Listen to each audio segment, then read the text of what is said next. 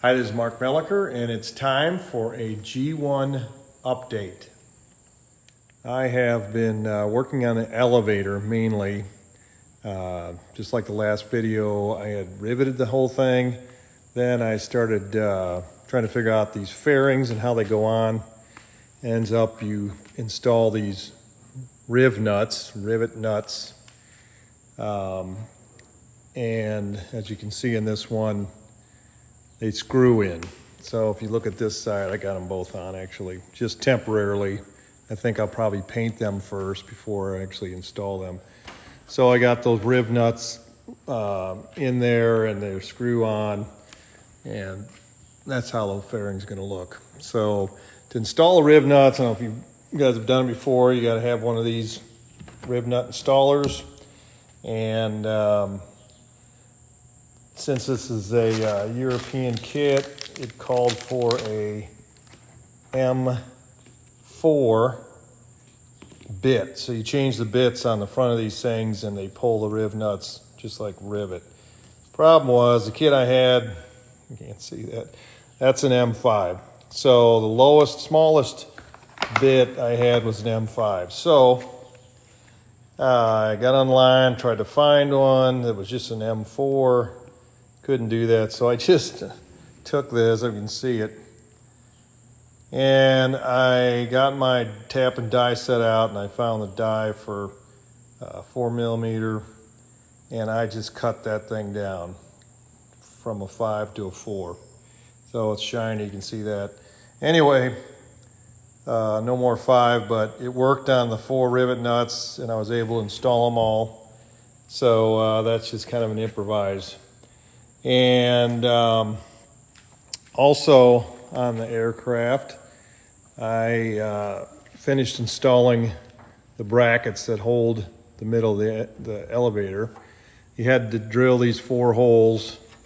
You can see these brackets are attached into this plate and make sure it was aligned. So you had to align with the horizontal stabilizer.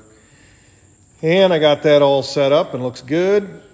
And also I have actually a temporary bolt in here. I need to replace that obviously, but so I ended up attaching that just to see if the controls work good, and they do indeed. And so we also have some installation of the wires. I don't know if you can see down there, I drilled a couple of holes in this aluminum plate and put some rubber grommets in it on this side too. It's hard to see it, but right in here. So I drilled a couple of holes, got some rubber grommets, and I ran the wires. So this one is for the elevator trim, and it comes all the way through the fuselage. Excuse me. And this one is for the strobe on the tip of the tail. And so I'm gonna put these two together. And then I started, you can see this, I started looking at the wiring. So there's the Ray Allen, you can see that in there. That's the trim servo, it's just hanging there now. I disconnected. And I ran the wire to it, and I'm gonna do some splicing there. So didn't get to that, but just to show you what the deal was. And then I ended up putting the washer and lock nut on this. So the elevator's on, and barring any unforeseen circumstances, it's going to stay on. And if you look down here, we got the stick, and it functions quite nicely, it looks like.